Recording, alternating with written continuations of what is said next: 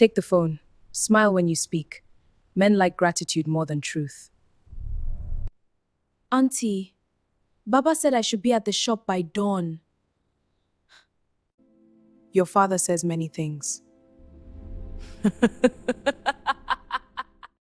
Take the phone, the woman said softly, pressing it into her hand. Smile when you speak. Men like gratitude more than truth. The girl's fingers trembled. Auntie, Baba said I should be at the shop by dawn. The woman's mouth curved, not into a smile.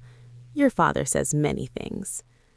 In the outskirts of Ibadan, where the tar road cracked into red earth and the mornings smelled of akara oil and damp cement, people learned early how to listen to what was not said. Houses leaned close together, secrets closer still. The compound where Sade lived had once been loud with laughter. When her mother was alive, evenings carried the sound of pestle on mortar, neighbors calling greetings over the fence, and her father's radio humming old highlife songs while he counted the day's earnings from his spare parts shop.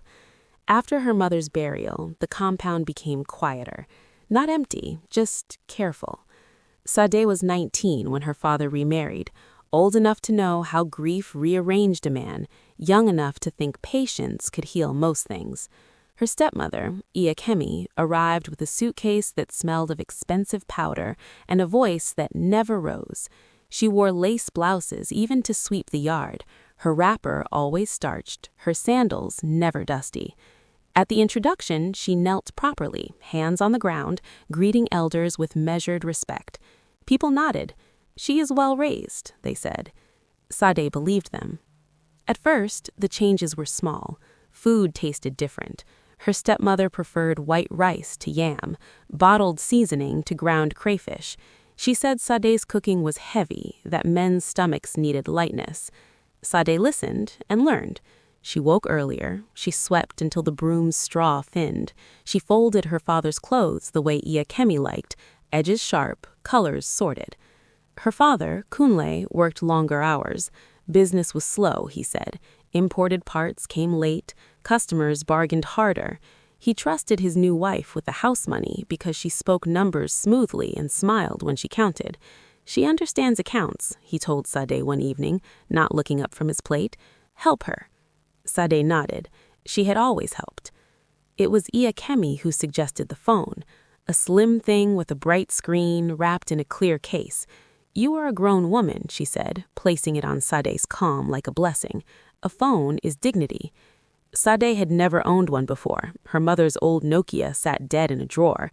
This one lit up with a soft chime. She thanked her stepmother, eyes shining. I'll use it to call Baba if I'm late. Iakemi's laugh was gentle. Of course. Calls came at night. At first, they were missed calls, unknown numbers, foreign accents when Sade answered and hung up quickly. She told herself it was a mistake, that the network was strange. Iakemi watched without comment, sometimes leaning in the doorway, sometimes busy with her ledger. Then the messages started. Compliments written in careless English, requests framed like favors. Sade showed her stepmother one, embarrassed. Auntie, someone sent this. Iakemi read it without surprise. Men, she said, handing the phone back. Block him. But the next evening, when Kunle stayed late at the shop, Iakemi sat beside Sade on the wooden bench and spoke as if discussing pepper prices. You know your father's business needs help. Small help. Not everything is hard work with the hands. Sade frowned. I can work more at the shop. Iakemi shook her head. Men come to the shop for parts, not conversation. You have a soft voice. You listen. Some men pay for that. Sade did not understand. Or she did, but her mind refused the shape of it.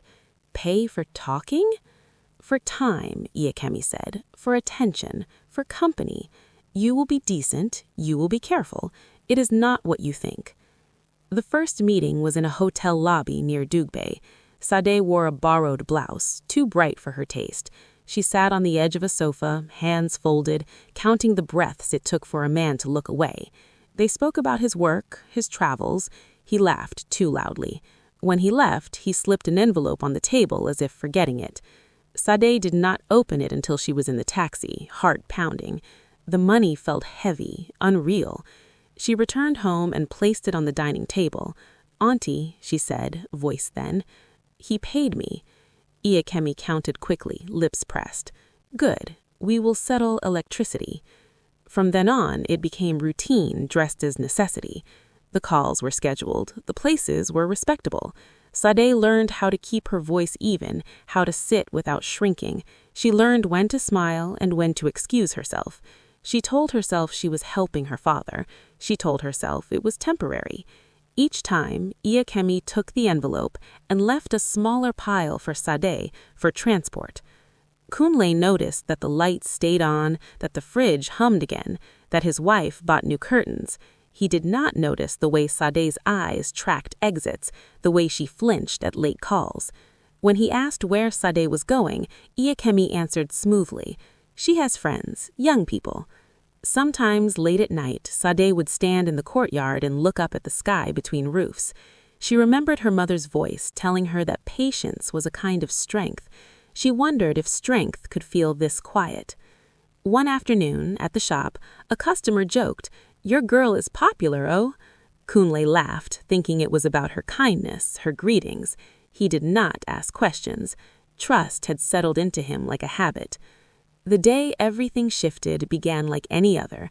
Her mutton dust hung low. Sade was preparing to leave when Kunle returned early, face drawn.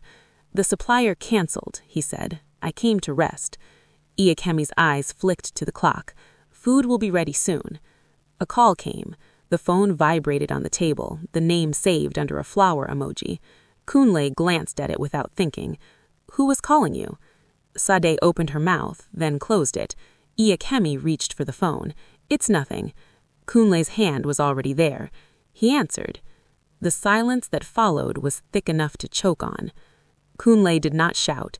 He listened. He asked questions in a voice Sade had never heard. Flat, careful. When he ended the call, he sat down slowly. "Sade," he said, "what is this?"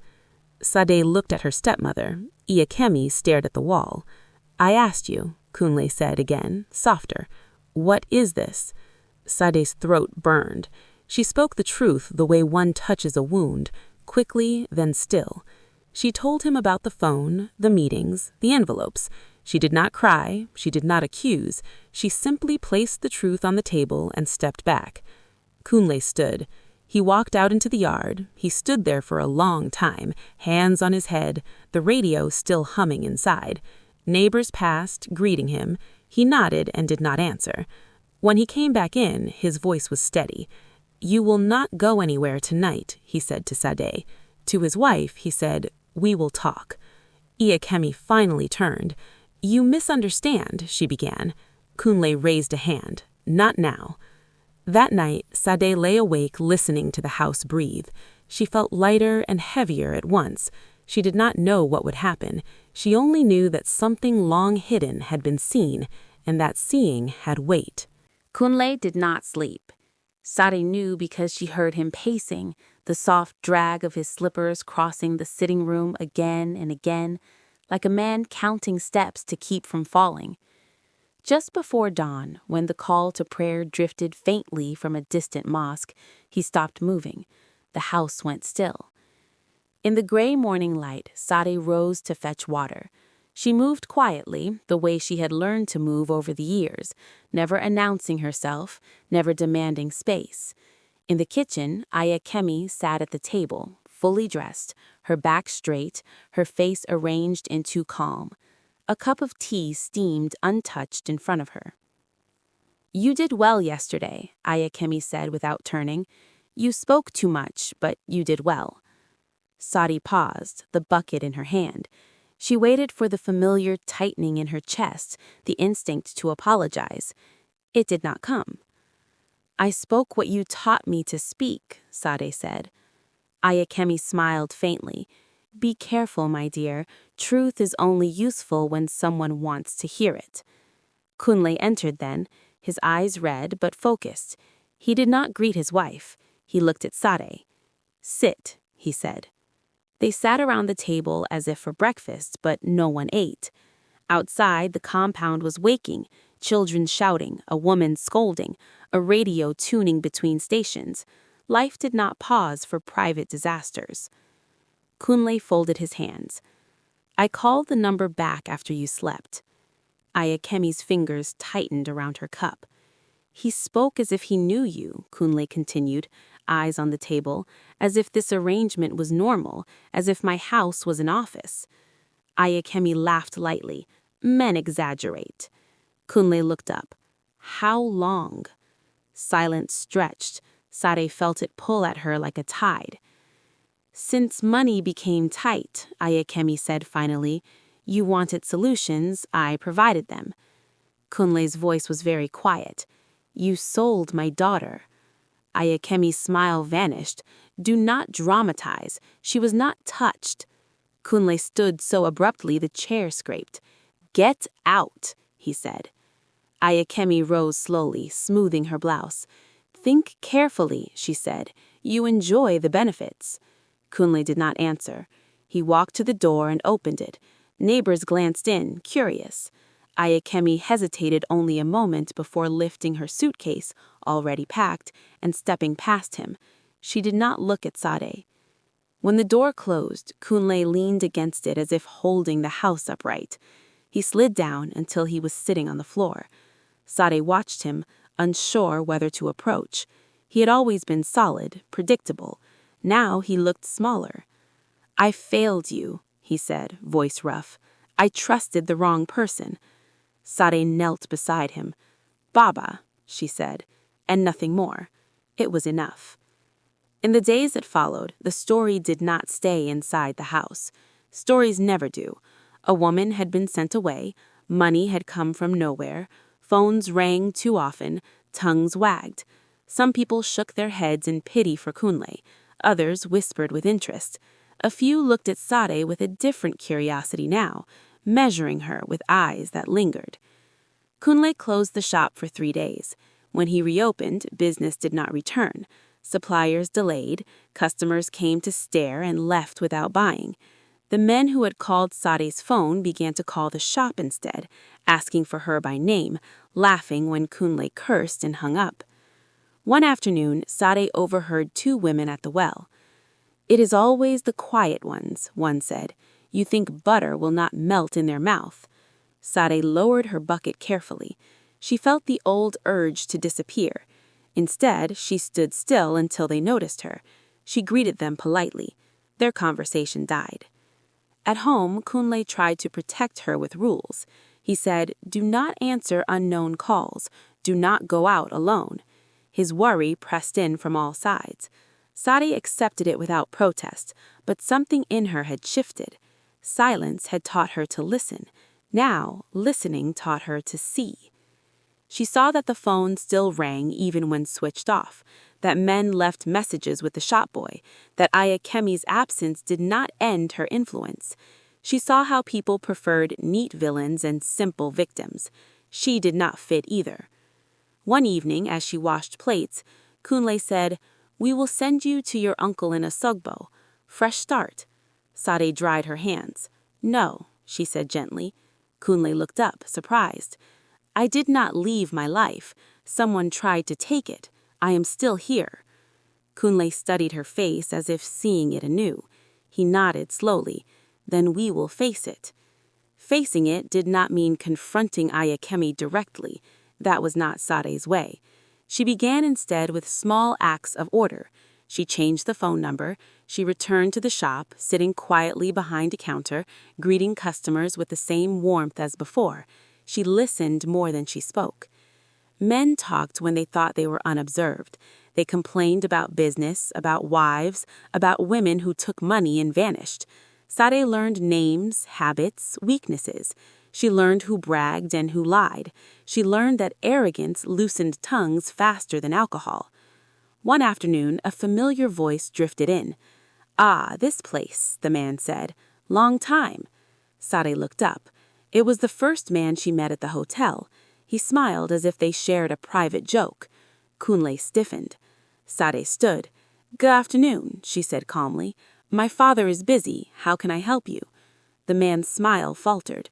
He leaned closer. You remember me? Yes, Sade said. "Do you remember what you said on the phone the day my father answered?" The man laughed nervously. Small misunderstanding. Sade met his eyes.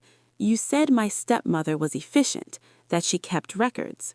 Kunle turned sharply. "She did." Sade nodded. "Where are those records?" The man hesitated, then shrugged. "I have messages." Sade smiled, not kindly. "So do I." That night, she opened a notebook. She wrote names, dates, places. She remembered times and words the way some people remember songs. She did not rush. Revenge, she knew, was impatient when it failed. Weeks passed. Kunle's anger cooled into shame, then into a quiet resolve to rebuild. Sade moved through her days with purpose. She attended church with her aunt. She joined a women's savings group. She listened to stories that sounded too familiar to be a coincidence. One evening, a woman whispered, "You know she did it to others." Sade's pen paused. "Who?" "Amy Kemi. She likes daughters who are not her own." Sade felt the click of something aligning. She did not ask more. She knew where to look. In a cybercafe near Mokala, she paid for time and searched carefully. Social media was a marketplace of curated truths. Ayakemi appeared smiling beside different men, always at events, always respectable. Comments praised her hustle, her connections. Sade read between the lines. She began to message women quietly, cautiously. Some ignored her, some blocked her. One replied with a single sentence, "How did you know?" They met at a buka that smelled of pepper soup and patience. The woman, Amina, spoke in pieces, eyes on her bowl. She said it was temporary, that I was helping family. Sade nodded. She did not interrupt. Another woman joined them later, then another. Stories overlapped like patterns in cloth. Different towns, same methods. Phones, meetings, envelopes, silence. "What do you want?" Amina asked, finally. Sade stirred her soup. "I want her to stop." "And if she doesn't?" Sade looked up. "Then people will know who she is without me saying her name." They began to gather evidence the way farmers gather firewood, slowly, stacking carefully. Messages saved, voice notes recorded, screenshots printed. Sade taught them how to back things up, how to protect themselves. She never positioned herself as a leader, she simply kept things organized.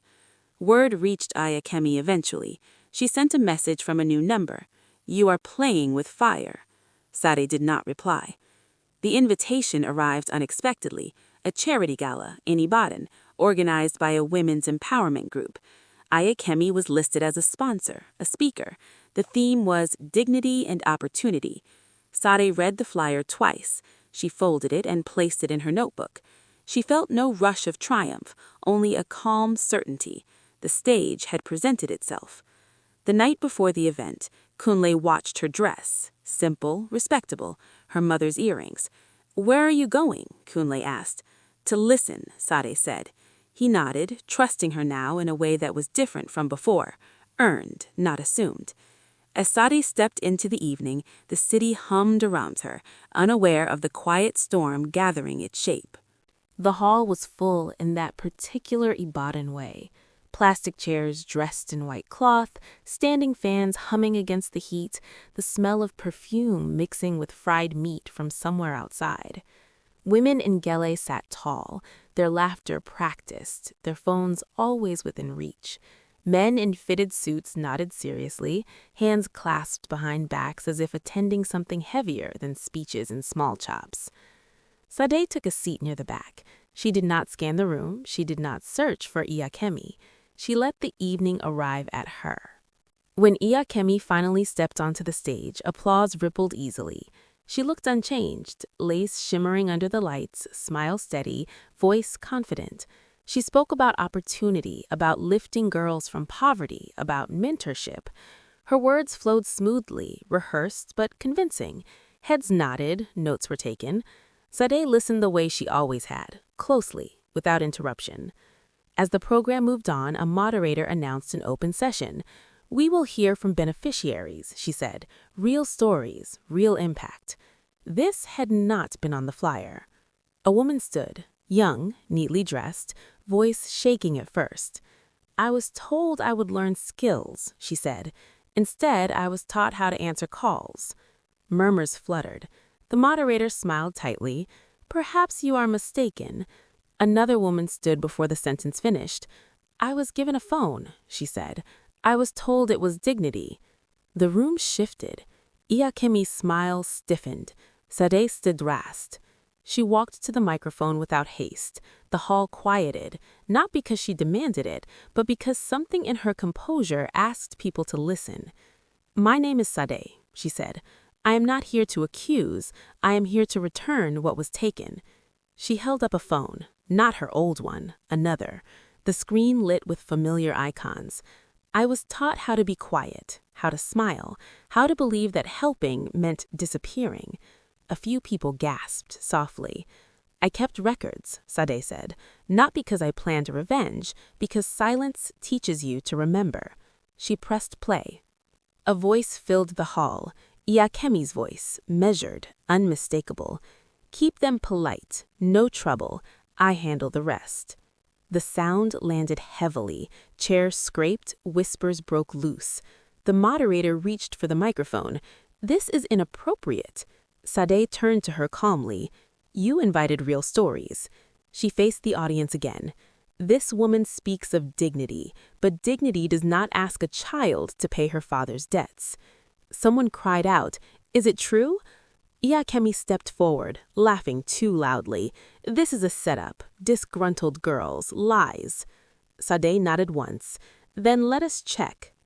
She gestured. Screens behind the stage flickered to life. Messages projected large, dates visible, names unhidden. Men shifted in their seats as recognition dawned. One stood abruptly, face pale. That is my number, he said, before sitting back down. The hall erupted. Voices overlapped. Phones were raised, recording. Through it all, Sade's voice remained even. I am not asking for punishment, she said, only that truth stand where lies have stood too long. Security moved toward the stage. The moderator whispered urgently. Iakemi's composure cracked. Her mouth opened, closed. She looked at Sade then, really looked, as if seeing her for the first time. You think this frees you? She hissed. Sade met her gaze. It already has. By morning, the videos were everywhere. Names trended, explanations were issued and withdrawn. Sponsors distanced themselves. Iakemi's accounts went silent. Doors closed that had once opened easily. Sade did not give interviews. She returned to the shop, sweeping the floor as usual. Kunle watched her with something like awe and sorrow combined. You could have destroyed her, he said quietly. Sade shook her head. She destroyed herself. Women came by the shop, some to thank her, some just to look. Sade greeted them all the same way. Life did not suddenly become easy, but it became hers again. One evening, as the sun dipped low and the radio hummed softly, Kunle handed Sade the shop keys. For when I am tired, he said. Sade took them, feeling their weight. Outside, the street buzzed with ordinary life, vendors calling, children running, the world continuing. She stood in the doorway, keys warm in her palm, knowing that patience had not been weakness after all. It had been preparation. The news cycle moved on the way it always did. Another scandal, another outrage, another name to forget. What stayed behind were smaller things. Women crossing the street to greet Sade, eyes soft with recognition. Men averting their gaze, unsure of themselves. A certain carefulness settling over conversations that once flowed too freely. Sade returned to routine, but routine felt different now. She woke before dawn, swept the shop, arranged bolts and filters with an attention that was almost tender. Customers came back slowly, cautiously, testing whether the ground was stable again. Kunle worked beside her, quieter than before, humbled by a knowledge he carried like a bruise. One afternoon he said, When your mother was alive, she used to say the house listens to women first. Sade smiled faintly. She was right. Letters arrived. Some were apologies written in clumsy handwriting. Some were threats typed in capital letters. Sade did not keep either. She burned them in the small metal drum behind the shop, watching the smoke thin into nothing. What mattered, she had learned, was not what people said when exposed, but what they did when no one was watching. The women she had met, the ones who had stood that night, kept in touch. Not daily, not dramatically, just enough to know they were still breathing freely. Amina opened a tailoring stall. Another returned to school. They shared tips, not trauma, recipes, not regrets. One evening, Sade walked home alone, the sky bruised purple. A girl stood by the roadside, phone glowing in her hand, eyes too alert. Sade slowed. "What are you waiting for?" Sade asked gently. The girl shrugged. "A call." Sade nodded. "If it tells you to disappear, you don't have to answer." The girl studied her face. "How do you know?" Sade smiled, small and knowing. "Because I answered once, and I'm still here." At home, Kunle cooked agusi badly and laughed at himself. The house felt warmer, not because of joy, but because of honesty. Some nights were heavy. Healing did not erase memory, it rearranged it. Sade let the weight come and go. She had learned the rhythm of patience.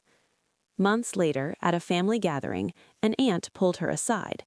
"You embarrassed your elders," she said softly. Sade met her eyes. "I embarrassed a lie." The aunt studied her, then sighed. "Be careful. Truth makes enemies." Sade nodded. "So does silence."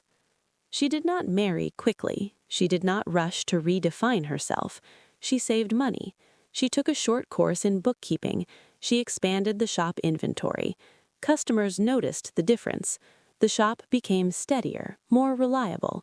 Kunle stepped back gradually, pride replaced by trust. One quiet Sunday, Sade visited her mother's grave. She swept the ground, poured water, sat. She spoke about small things, the shop, the women, the way the city still hummed no matter what happened inside it. She did not ask for forgiveness. She did not ask for approval. She felt it already, in the way her spine stayed straight, in the way her voice no longer shook. As she left, she noticed fresh flowers placed there by someone else. She smiled and walked on. Years later, people would tell the story differently.